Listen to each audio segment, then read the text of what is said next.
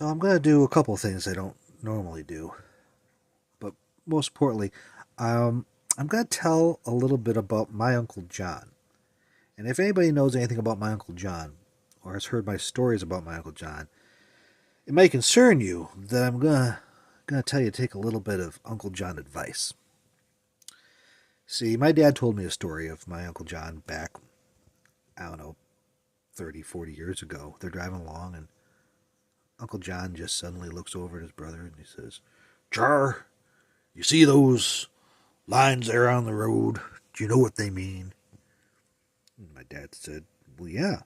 Well, those solid lines means that you can't cross at all, and those dotted lines mean that when it's safe you can cross, like the pass or something. But the lines just tell you where the lines are. The lanes divide and all that. Well, it's an interesting way of looking at it, Char. But you know what I see? I see control. You see, these lines don't mean nothing. And all of a sudden, he starts swerving back and forth and doing figure eights and gets back into the road line of traffic and takes a second and says, So, Char, you see those lights up there? What do they mean? Well, I guess they don't really mean anything. I mean, they're supposed to tell you when you can stop and you can start and you can go, but I guess, maybe. That's right, Char. You see that red light? Blew right through it. Don't mean nothing. What you got to worry about is the cars. There ain't no cars. There ain't nobody here. So what do these lines mean? What do those lights mean? They don't mean nothing. They're imaginary.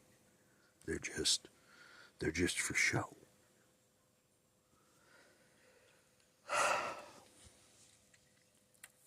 We're in a weird time. We're in a weird, scary time.